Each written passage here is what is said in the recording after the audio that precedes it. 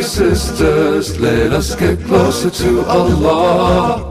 Dear sisters, let us learn of Rasulullah.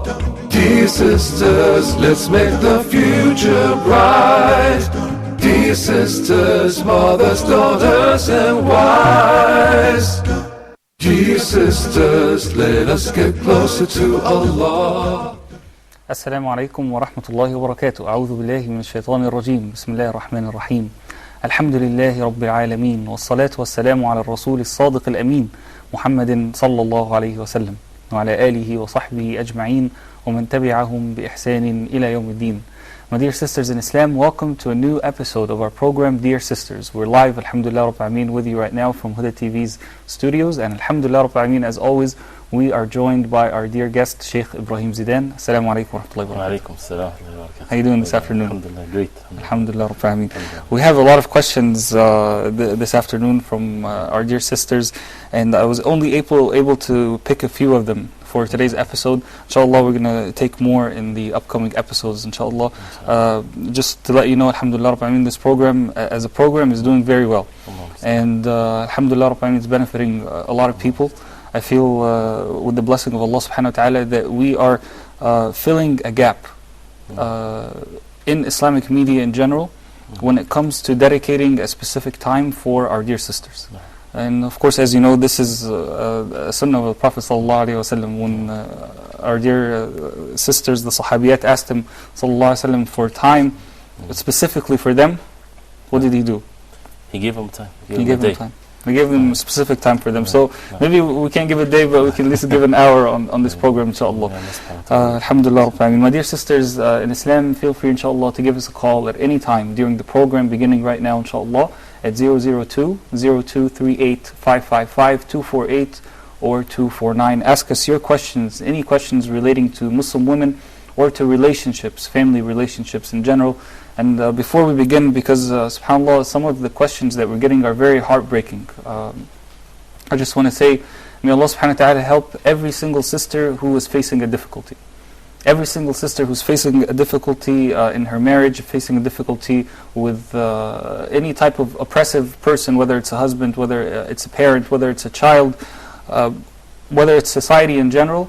May Allah subhanahu wa ta'ala help you. And just know that no matter how many hardships you go through, that always with difficulty there is ease. Inna ma'al usri yusra. Allah subhanahu wa ta'ala will make a way out for you. Today, inshallah, we want to concentrate a bit and begin talking about the role of the Muslim mother.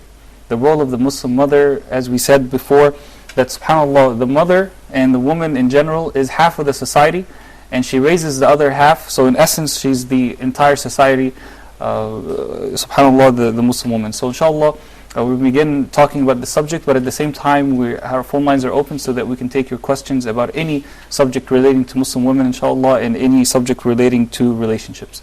Sheikh Ibrahim, let me begin by asking you, when does the role of the mother begin? Does it begin once she gets pregnant?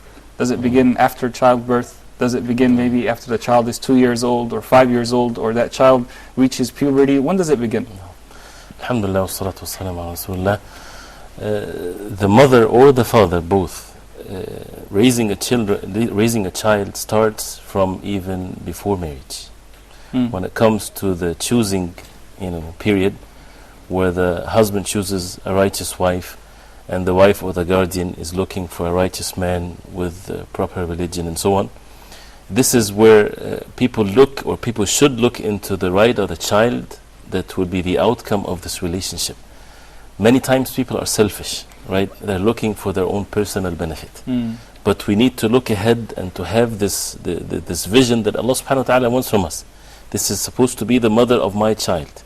And the mother, this is the husband, will be the father of my child. SubhanAllah, so in Islam, the rights of the child begin even before the child is born. Right. Umar ibn al-Khattab, radiallahu anhu, there was a tradition here that mentioned that it's time when a man came to him and he was complaining about his child or about raising the child, and he asked him how old was the child, and he said something that his age was very young, very, very young.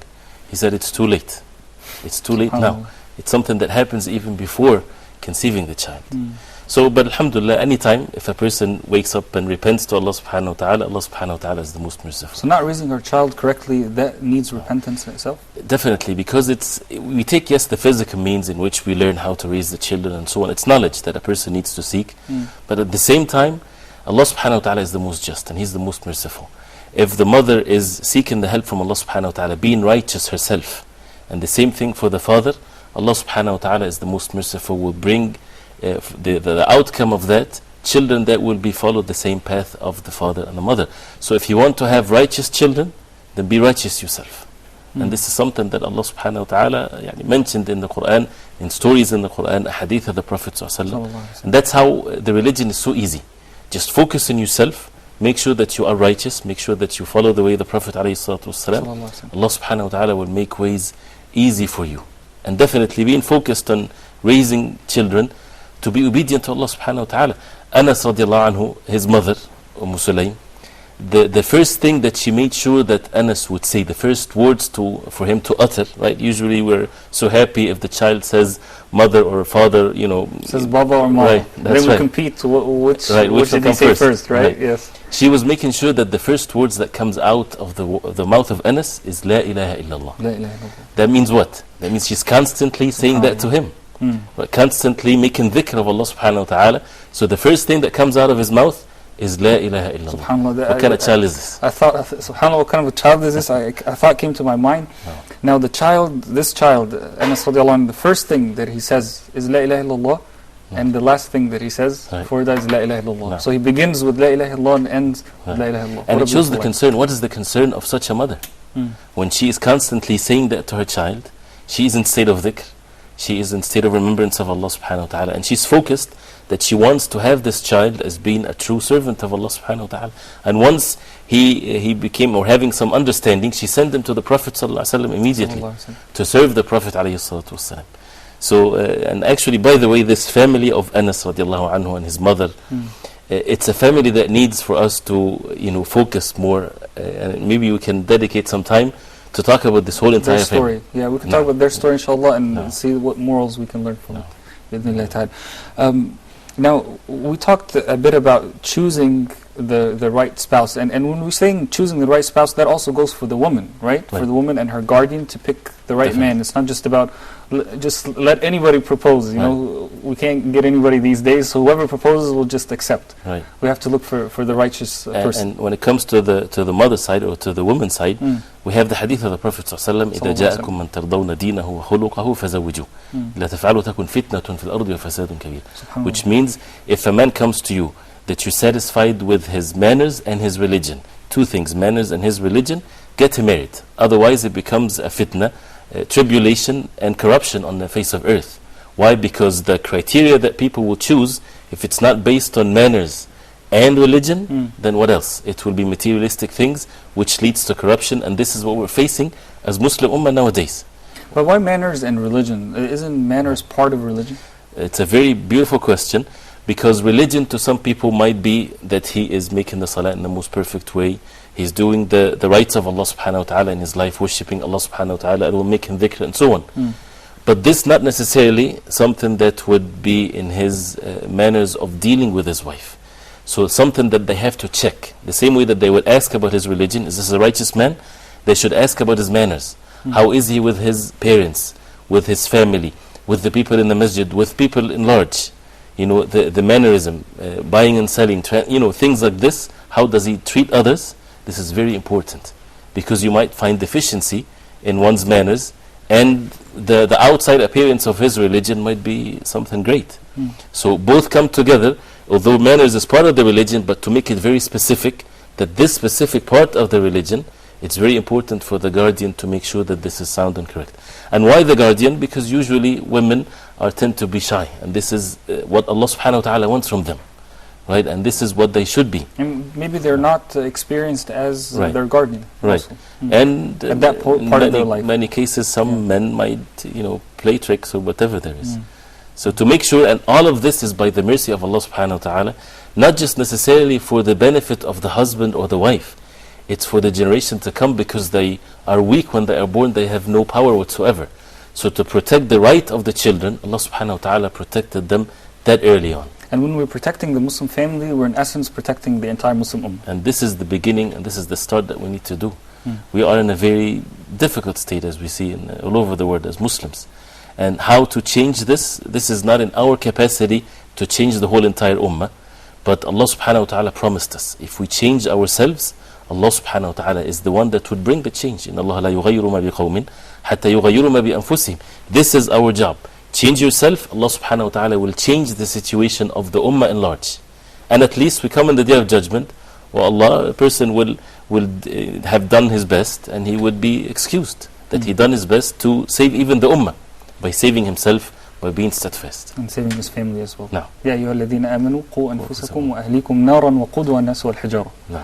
Or you who believe, save yourselves or shield yourselves from the hellfire and your family. From hellfire, the fuel of it are men and stones. SubhanAllah. And Ibn Abbas radiallahu anhuma, he said that this is in the teaching them the adab, the manners.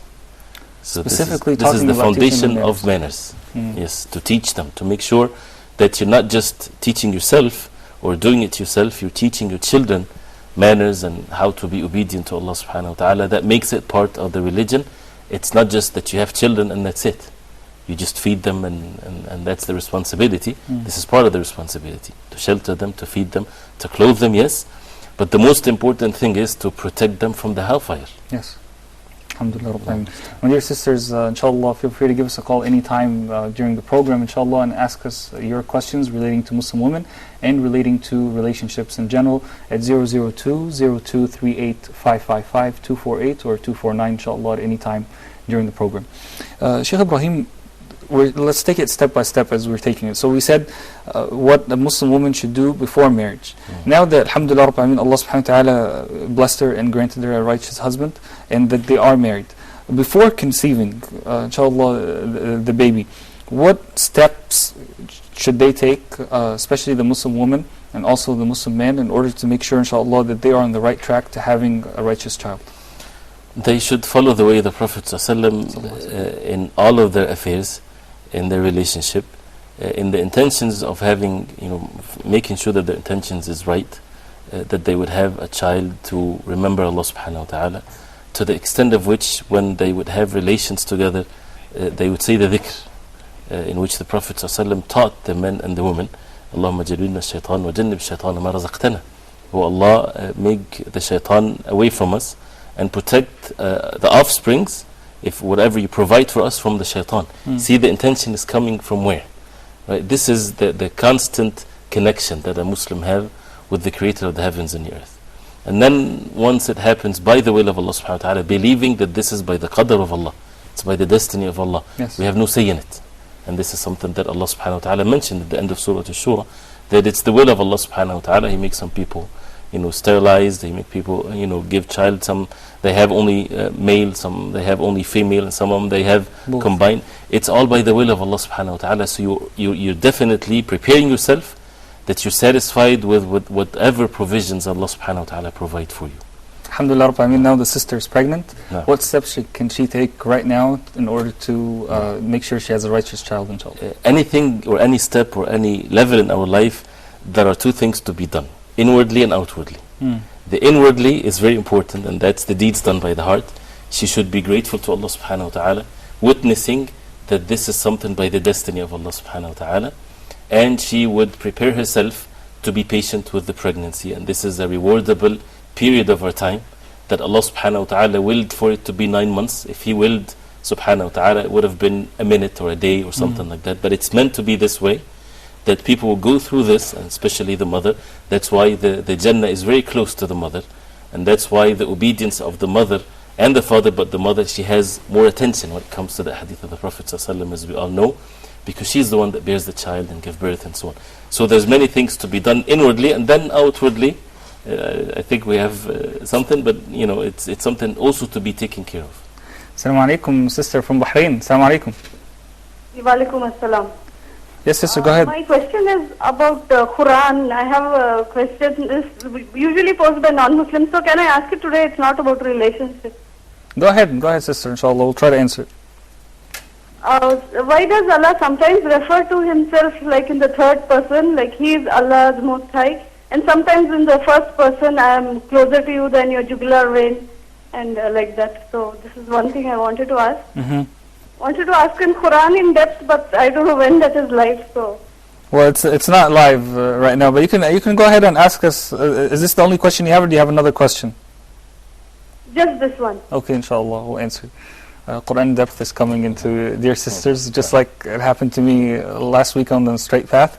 The Straight Path was coming into Dear Sisters. Alhamdulillah. So why does Allah subhanahu wa ta'ala refer to him sometimes, refer to himself sometimes in the third person, sometimes in the first person? The way the language of the Quran, which is the Arabic language, Allah subhanahu wa ta'ala, the Most High, the miraculous wordings of Allah subhanahu wa ta'ala, it's according to the way that the Arab spoke the language. So this is according to the rules of the Arabic language. It's all there. A person can speak about himself as the third person, or referring to oneself, or even the plural tense as the royal we, as they say. And it depends on the context, of course. And many of these verses, when it comes to the third person, it says, "Say, O Muhammad sallallahu alaihi wasallam, Qul huwa Allahu ahad." Right? Say, O Muhammad sallallahu alaihi wasallam is Allah subhanahu wa ta'ala is the only one, and so on. So it fits the context like this, and also it refers to for people to ponder over the names and attributes of Allah subhanahu wa ta'ala, and that Allah subhanahu wa ta'ala is close to the people with His knowledge subhanahu wa ta'ala, and He is over His throne subhanahu wa ta'ala. So it depends on the context, but this is valid in the different ways of speaking in the Arabic language, and sometimes it refers to, when it comes to the royal we, whether it's the royal we, or refers to the angels also, that the angels, for example, are part of this, like وَنَحْنُ أَقْرَبُ إِلَيْهِ مِنْ حَابِ الْوَرِيدِ, that we are close to Him than His jugular vein. In one explanation of this, the angels also, meaning that Allah subhanahu wa ta'ala and the angels are close to the person, and it also means the royal way that Allah subhanahu wa ta'ala. Jazakallah khayran, barakallah feek. My dear sisters, inshallah, feel free to continue giving us a call at 002-0238-555-248 or 249, inshallah. You can also send us an email on our newly created email, inshallah, at dearsisters@huda.tv, dearsisters@huda.tv. Or inshallah, you can also send us a message on our new Facebook page that we just made today, alhamdulillah rabbil alameen. That's facebook.com/DearSistersHudaTV, DearSistersHudaTV. Inshallah, join that page and send us your questions and leave your comments about the episode there also, inshallah ta'ala. Going back to the steps of raising the Muslim child, some people say during pregnancy you should let the child listen to Quran. Maybe put some Quran, on the stomach of the mother. Maybe like a recording, or maybe read Quran next to the child. Is there any proof from the Quran and the Sunnah about that? No. As far as proof from the Quran and the Sunnah of the Prophet ﷺ, and the way the Prophet ﷺ and the companions radiallahu anhu, there is no such a thing that they would make sure that the child is listening to Quran. But Quran is blessings, right? And when people talk about some research in which the child, that the mother would recite so much Quran when she's pregnant, it has an effect on the child, this is something that can be very, very true. Because again, the way that the mother is, that reflects into the child in the womb, and will be when the child will come out, and so on. So it's very important at this time, if you want a righteous child, that you yourself become righteous, and one of which, you can never be righteous unless you recite Quran. So recite Quran, be busy with the Quran, make the Quran always sound in the house, and so on, and things like that. That definitely will have a great effect. And it shows that the child will have a certain manners, more likely to even memorize Quran or to recite Quran. But there's no evidence as far as this is something that has to be done in a particular way. Jazakallah khairan. Noura from Kenya, assalamu alaikum. Wa alaikum salam wa rahmatullahi wa barakatuh. Thank you so much for bringing this special program for sisters. May Allah reward you abundantly in this world and hereafter. Now I wanted to ask 3 questions really. Three One questions. question is concerning the prayer for women. I went to some women scholars who say the way women pray is not the way men pray. When a woman is praying, she should not spread herself like a man. So I wanted to get advice from the Sheikh if this is true. She told us that you have to gather all your limbs together when you're doing sujood, when you are. So I was a bit confused because I read an English translation of a book written by Albani, the Prophet's prayer. It was not indicated that a Muslim woman should pray differently from a man. Okay? We answered this question in the previous episode. Inshallah, we'll touch upon it again, inshallah. Yes, second question, inshallah. Can I ask? Yeah, the second question is we were also told in that particular lesson about the women prayer that you're supposed, if you do 3 harakat, then it invalidates your prayer. So sometimes when I recite the Quran, because I've memorized that, know the meaning, I shed tears. And when I shed tears, I want to wipe my nose. And I do that more than 3 times. So does that invalidate my prayer? Okay, inshallah. Okay, so that's the second question. All right, third question, inshallah. Okay, the third question is, we have some sessions. I've not gone through that because I've read the tafsir of,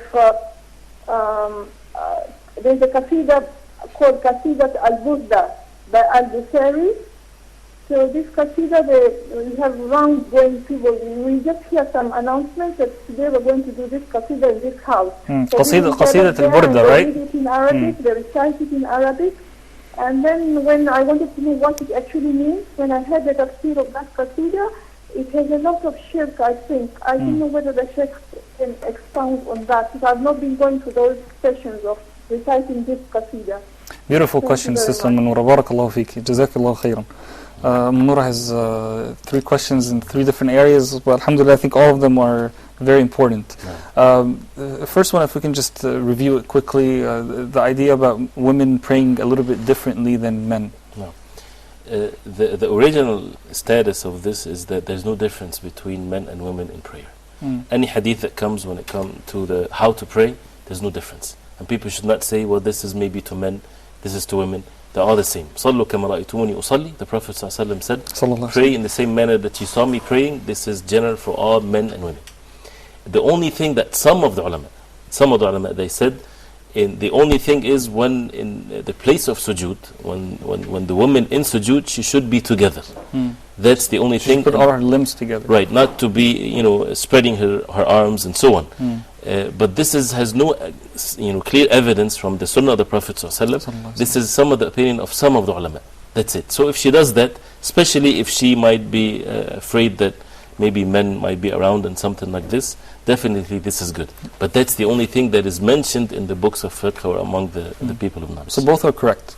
Both are correct, yes. Now. But of course, if she's among, for example, close to men or something like this, then even when it comes to uncovering the face, if she covers her face normally, then she should cover her face even when she's making the salah. Barakallahu feek. The second question is a question that a lot of people have. If I make 3 movements in my prayer, that invalidates my prayer. Is there a truth to that statement? Some of the ulama, they mentioned that, and you would find these things in some of the books of fiqh. But as far as the 3 movement or more or less, there's no evidence when it comes to the number. It's just a way for some of the ulama to set the urf, or what would look like you're moving too much in the salah. The correct opinion, Allah subhanahu wa ta'ala knows best, as the ulama, they say, of course, moving too much invalidates your salah. What is too much? It depends on the one that is seeing that. Depends on the urf of what is too much. Meaning, that if the person standing in the salah, he doesn't look or she doesn't look that they are making salah, they're doing something else. That invalidates the salah. Somebody standing and he's, scratching his head, looking at his watch. If a person just passing for, a second here, he's looking at that person, he's not sure really is he praying or not. That invalidates the salah. But touching the nose 3 times? No, there's no such a thing as specific number. But if a person, he is in need to, to scratch, for example, he's being distracted in his salah because there's something itching or something like that, there's nothing wrong, for doing that, to take care of that so that the person will be able to concentrate on the salah. But the point is, once a person starts the salah, his heart is not in state of khushu'. So because the heart is in khushu', then definitely the different parts of the body will be accordingly. So it's not the specific number, but it's what the norm or what the person would be seen as someone that is just playing too much in the salah and not concentrating on the salah. Jazakallah khairan. We have the third question from Sister Noura, and then I want to go back to a question that someone asked from last week about a question that we answered. No. So let me ask the third question. This qasida called Qasidatul al-Burda. No. What does Islam say about that? Is it a form of shirk? The ulama, they warned very strongly when it comes to this qasida or this poetry by Al-Busayri, because as the sister said, may Allah subhanahu wa ta'ala bless her, it has so much forms of shirk. When it comes to the extreme praise of the Prophet sallallahu alaihi wasallam. The Prophet sallallahu alaihi wasallam, he's the best man ever walked on the face of earth. There's no doubt about this, alayhi salatu wasalam. And the Muslim loves the Prophet sallallahu alaihi wasallam more than he loves his own self and wealth and family and so on. But the Prophet sallallahu alaihi wasallam himself, he forbade us from excessive or extremely praising him in a way that we become having that state of ghulu or extremism in this. لا تطروني كما أطرت النصارى ابن مريم. Do not extremely praise me like the Christians did to the son of Mary, Isa alayhi salam. So the Prophet ﷺ gave the criteria here. When they thought that by praising him and giving him some of the attributes of Allah subhanahu wa ta'ala, that this is praising him. This is not praising him, this is the total opposite. This is associating partners with Allah subhanahu wa ta'ala. That's correct. Because the Prophet ﷺ, his highest level, being a slave of Allah subhanahu wa ta'ala. The perfect slave of Allah subhanahu wa ta'ala. So in this poetry, there are some forms of shirk that the Prophet ﷺ knows what's in the lawh or in the prescribed tablets where the destiny of Allah subhanahu wa ta'ala is written, that he has something to do with the destiny of Allah subhanahu wa ta'ala, that he has a say in it and things of that nature. And that's definitely, this is the attributes of Allah subhanahu wa ta'ala, not to be given to anyone, even if it's the Prophet sallallahu alaihi wasallam. So definitely to avoid reading it, listening to it, being a gathering where people are, and actually people do it as an act of worship. Ritually they would sit together and they would recite it and they would move, you know, as if like a form of dancing and things like this. Part of the Sufi tradition. That's right. To run away from it, flee from such gatherings, basically. Now, Barakallahu feek. Jazakallah khairan. We have Sister Faiza from Saudi Arabia. Assalamu alaikum. Wa alaikum salam, Sheikh. I have two questions. Yes, please. One is, I work as a teacher in an institution. In that institution, the school arranges a parents' meeting, teacher-parents meeting. So during that time, sometimes the fathers used to come and sometimes the mothers used to come. I observe complete hijab and covering my face also. I sit in front of them and I talk to the parents, that is the male father, how your child has done. Is it allowed in Islam to talk to your... Jazakallah khairan. Okay, what's the second question, inshallah? And a second question is, how should we be in front of our cousins?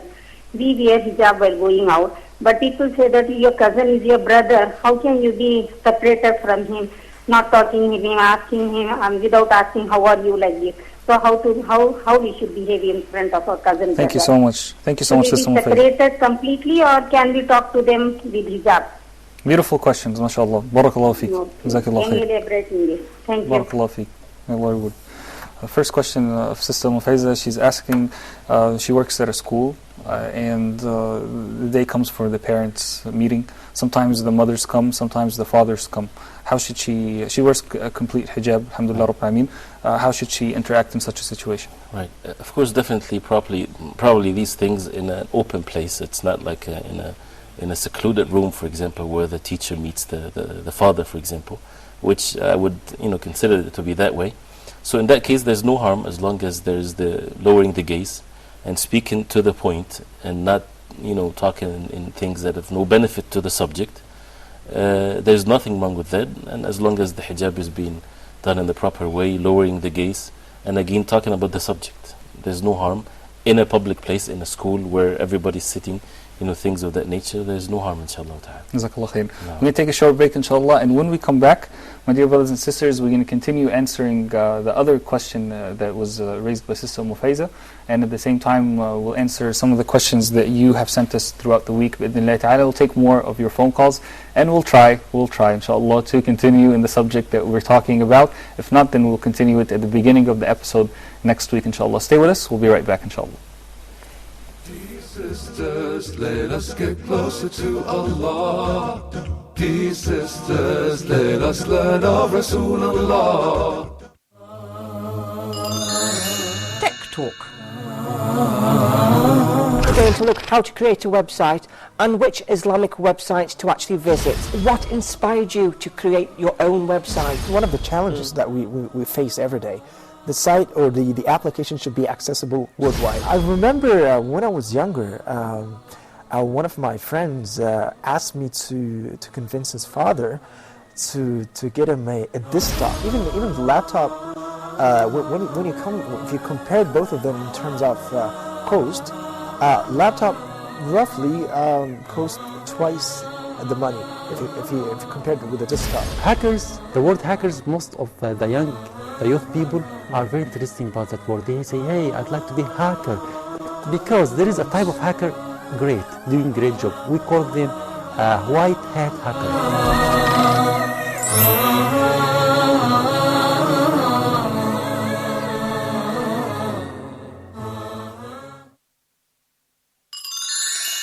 Fun for everyone. 3, 2, 1. What will I be when I grow up? What will I be when I grow up? What will I be when I grow up? The firefighter uses what to control fire? Water or rocks? Now these two teams go head to head on pulling the blue rope. Now if one person goes over this line right here, the other team loses. Very simple rules. This challenge is worth 5 points. What will I be when I grow up? What will I be when I grow up? What will I be when I grow up as a Muslim man? Fun is for everyone, so get ready to have some fun. Check out these cool competitions between kids. It's important to have fun, and it's also important to be a good sport.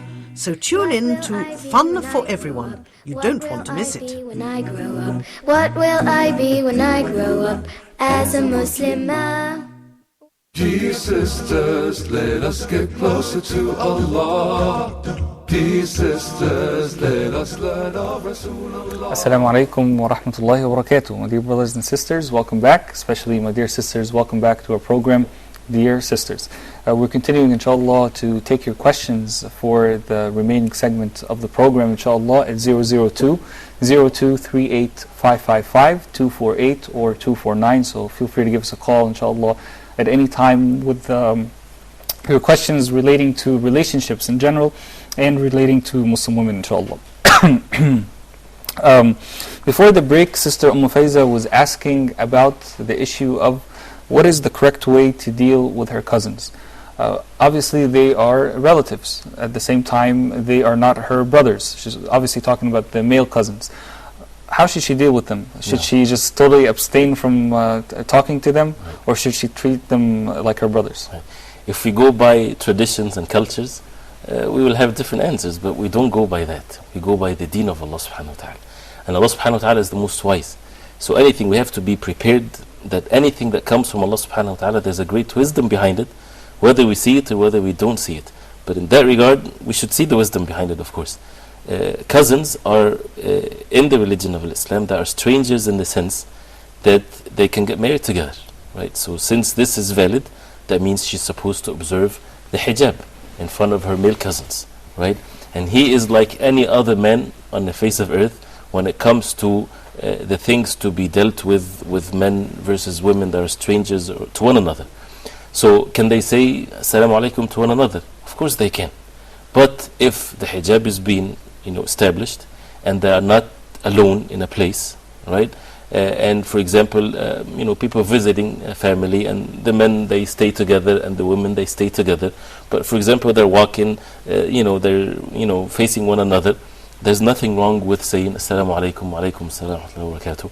They lower their gaze, even if how things are, alhamdulillah, as long as there's no fitna, or means of any form of sins to be established, this is absolutely fine, as long as the proper hijab is observed. And I remember one time Shaykh al-Maz rahimahullah was asked about this, even sitting in the same gathering. He said, as long as the full hijab is being observed, there's no softening the voice, there's no being so loose in the gathering and laughing and free mixing and so on. No, just serious talk. And even if asking about how things are, there's no harm in this whatsoever, as long as these conditions are being fulfilled.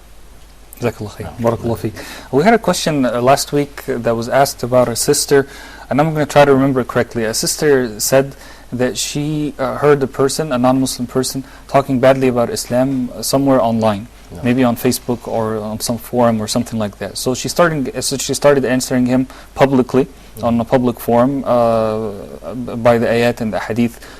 Soon afterwards, the person started sending her messages privately. She responded to him privately, also talking about Islam.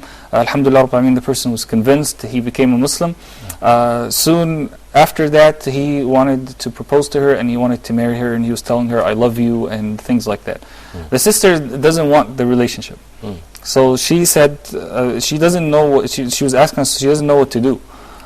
She feels that if she talks to that person rudely or badly, or if she even talks in a nice way but quote unquote ends the relationship that never started, that's only one-sided from his side, that she maybe would be punished by Allah subhanahu wa ta'ala if that person goes astray and does not become a Muslim anymore and he becomes a murtad.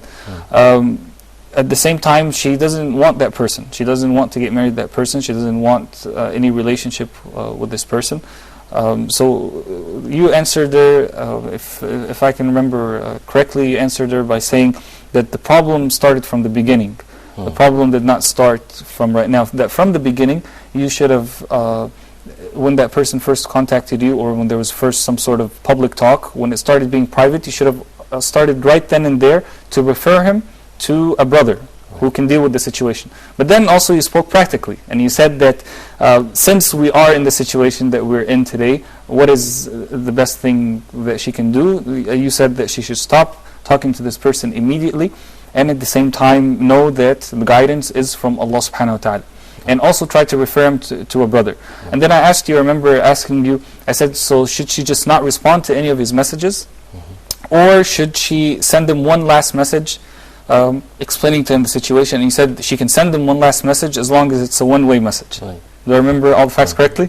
Alhamdulillah. So we got some feedback from one of the viewers asking a follow-up question, and I'm not sure if it was a brother or a sister, and they said that why discriminate against a person who is coming into the fold of Islam? Why wouldn't she accept the marriage? Why wouldn't she accept the marriage? MashaAllah, you presented it very well, MashaAllah. The question was from this, as far as I remember also, that she was worried that if she doesn't respond back to him, that this can be of a negative thing for him when it comes to the religion of Islam. There's no sin of her. Actually, she should stop again such a relationship. And if the brother, he wants to get married, there is very clear way to get married to a Muslim sister, and that is to check who is the guardian, and to ask from him to marry the sister. And if they accept him, mashallah, this is great. And if they don't, there's no hard feelings or anything. This is the nature of how things are. And matters should be explained to him very clearly, that you embrace Islam because you want to worship the creator of the heavens and the earth alone. And relationships is all by the will of Allah subhanahu wa ta'ala. So it has to be dealt with this way. And that's why these types of chatting and things like that on the internet, as I said, it should be from the very beginning. We refer people to the proper channels, right? And as long as if it's in a public forum and it's done in a proper way, there's no harm. But once it gets into that route, when it gets tight and private and so on, people should step back and make sure that they are conveying the proper message. But again, it didn't mean whatsoever that she should not marry to such a person. No, if he wants to marry her, he should take the proper route to do that, and there's no harm whatsoever. And specifically, maybe the person who's asking the follow-up question misunderstood us, because we specifically said what the sister said. She said, I'm not interested in this relationship at all. I'm not interested to get married to this person or anything like that. And also with the chatting things, Allah subhanahu wa ta'ala says, وَاللَّهُ لَا يُحِبُّ الْفَسَادِ. Allah subhanahu wa ta'ala does not love corruption. Anything that can lead to any form of a sin is forbidden in the religion of Islam. And do not follow the footsteps of shaitan. That's right. So we know that we're not all the same. And we as human beings, we have things in our nature and desires and so on. So the religion of Islam comes to protect ourselves from the evil within our own selves, and to take the proper channels to fulfill these desires. So if a person is inclined towards a woman or vice versa, there's a way to do it. And not of these ways is to be on one-on-one relationship or chatting, And or I love you, I love you, too, exactly. things like this. Yeah. This is not the proper way. The proper way is go get married, or as the guardian and so on. Barakallah feek. We have a question from Sister Fatima. Sister Fatima, if you allow me to read it, because it's kind of long and at the same time very important. She says, Assalamu alaikum, this is the voice of an oppressed sister. I'm facing problems with my father because he's preventing me from the path of Allah and His Prophet. I have been in this problem since 2006 when I was an undergraduate in college. The problems include the following: not allowing her to wear hijab, asking her to bow down to greet him, and asking her to marry a non-Sunni man. By that, she does not mean, I believe, a Shia person, but I believe she says a man that deviates from the Quran and the Sunnah, etc. She has two questions. The first question is it permissible in Islam to bow down to my parents or to any other creature or the creation of Allah subhanahu wa ta'ala? And then she talks a bit and then she asks the second question. So she says, with the permission of Allah, I later married the man of my choice. Without her dad's approval. Man that sticks to the Quran and the Sunnah. When my father got to know who my husband is, he threatened my in-laws and my husband to divorce me. He didn't succeed with the threats, and now he's planning to go to court to divorce me from my husband. The question is it permissible according to the Quran and Sunnah to disown one's parent in the court for the sake of Islam and my marriage? I wish to hear quick responses from you, inshallah. It's these types of questions, when it comes to a personal issue, no matter what I say is general. And this might not refer to the specific case, because sometimes a person that has an issue might present the case in a different way. So what I say, inshallah ta'ala, the sister should not take it and apply it in a way that this is her and this is the ruling when it comes to this. So having said that, a daughter should definitely obey her father. Right? This is a very important part of our religion. But there's no obedience in matters of sins. Matters of sins, the obedience of Allah subhanahu wa ta'ala comes first. And if a father is preventing his daughter from getting married altogether, that's not permissible for him. And in that case, his guardianship will be moved to someone else. Whether it's her, for example, her uncle or grandfather. If all of them, they agree with the father, then in that case, the Muslim judge. Right? But that should never be continuing, in which a woman would be deprived from getting married because the father doesn't want to. Also, if the father doesn't want her to marry a righteous man, and he wants her to marry someone that is evil and so on, then she should also not obey in that case, and his guardianship also should be changed to someone else, because it's something that's her right to marry someone that is righteous. And what happened that she got married, and hopefully she got married in the proper way, that there was a wali, there was a guardian, because women should not get herself married on her own like this, has to be a guardian. Can the imam of the masjid in a Western country be the guardian? If that's in the Western world, and the different guardians, the normal ones that are refused, right, then it goes to, the imam of the community and so on, and he would know her situation very well, and he might even try to contact the father, and if he refused, then he can be her guardian. So it has to be done in a certain way, so that it's not just people rushing to. As you always say, in the proper channels. Right, in the proper channels. And if the marriage happened like this, then it's a valid marriage. It's not permissible for the father to do anything to it. Right? And if he goes to court, if we assume that this is in the Western world, it has no validity whatsoever to the religious marriage and the bond between them. So the issue of disowning the parents, she should still treat them nice, and no matter how much harm they try to do to her, she should be extremely nice and talk very nice to them, even send them gifts, and even try to visit them, as long as there's no physical harm on her. And if they refuse, she is doing her part, but at the same time she is keeping her marriage in place and taking care of her husband and so on. So we should not treat the situation on a personal level, that if they're doing this to me, that means I won't ever speak to them, and I will be very mean to them and even try to hurt them. This is actually, of course, not permissible. And especially if they're Muslims, they have even more rights on her.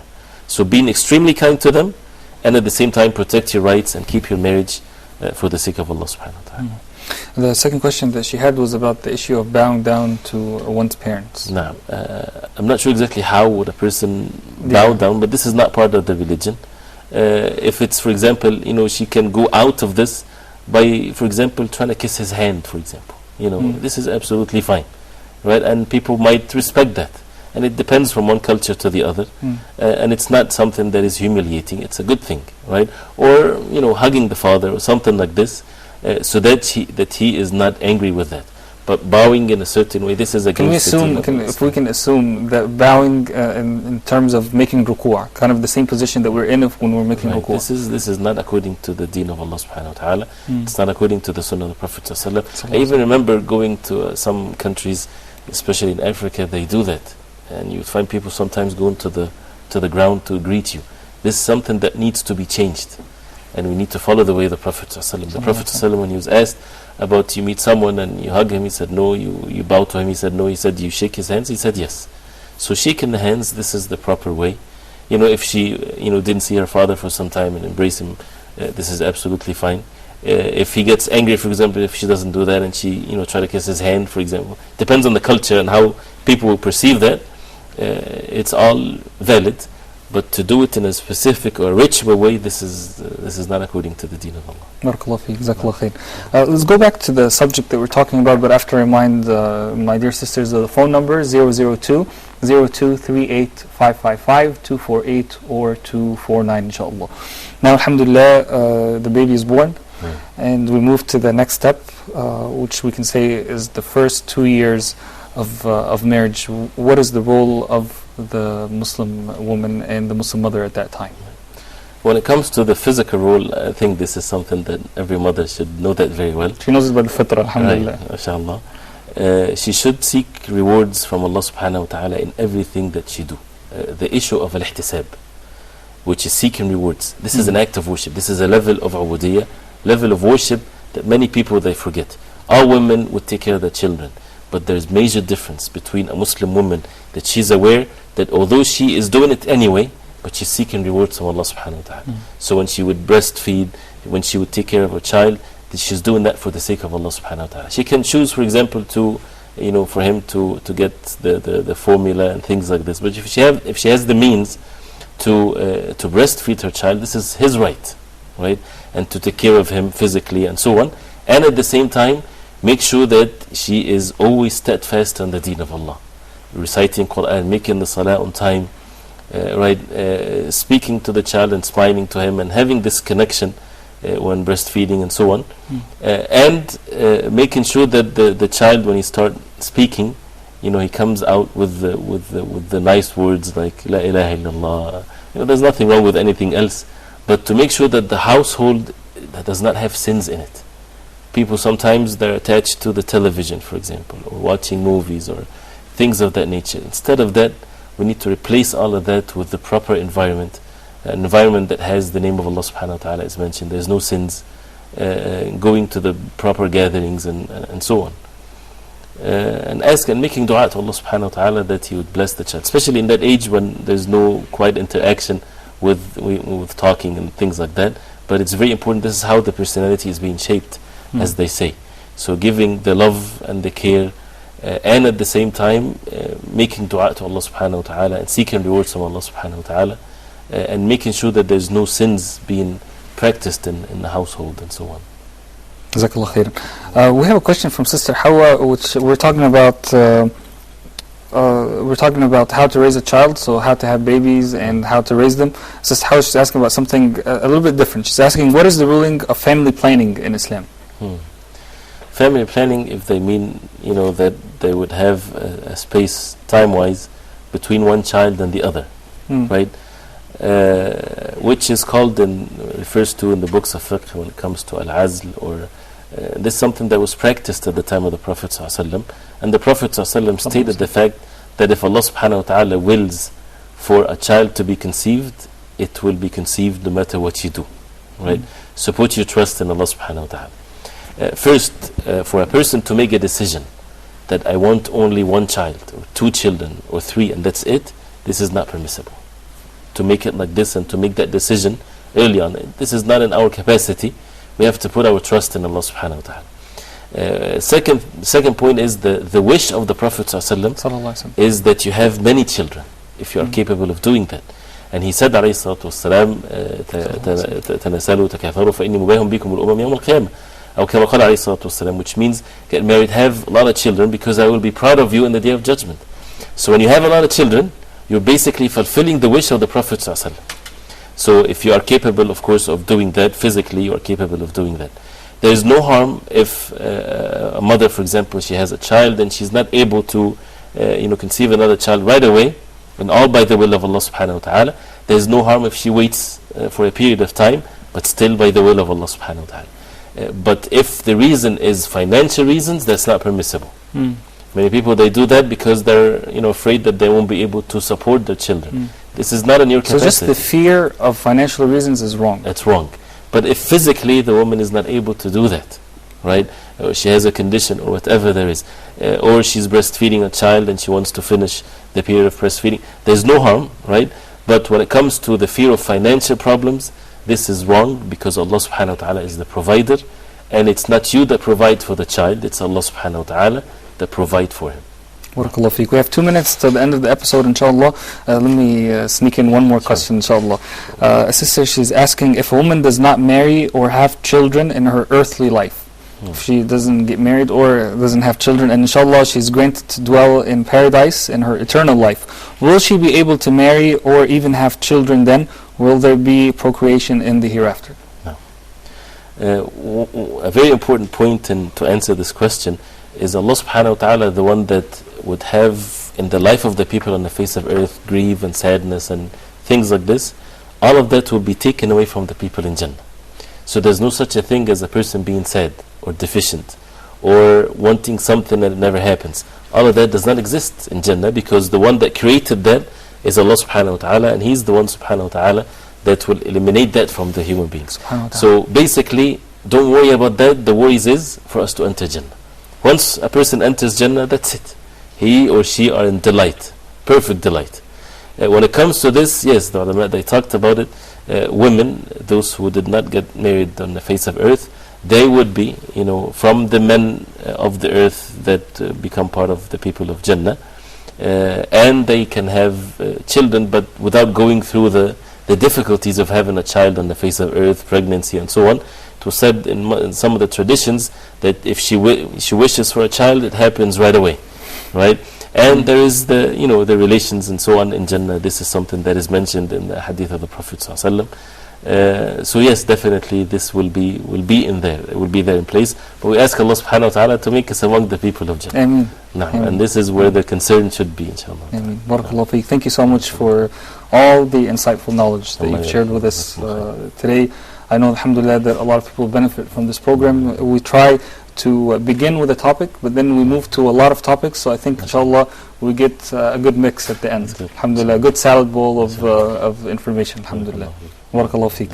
Jazakumullah khairan, my dear sisters, for joining us, inshallah. Feel free, inshallah, to stay in touch with us throughout the week and ask us your questions by sending us an email at dearsisters@huda.tv, dearsisters@huda.tv, or by sending us a message on our newly made Facebook page, facebook.com/dearsistershudatv. Until next time, bi'idhnillahi ta'ala, take care of yourselves, each other, your families, and make dua for the Muslim Ummah, inshallah. Jazakumullahu khairan. Wassalamu alaikum wa rahmatullahi wa barakatuh. Dear sisters, let us get closer to Allah. Dear sisters, let us learn of Rasulullah. Dear sisters, let's make the future bright. Dear sisters, mothers, daughters, and wives. Dear sisters, let us get closer to Allah. Dear sisters, let us learn of Rasulullah. Dear sisters, let's make the future bright.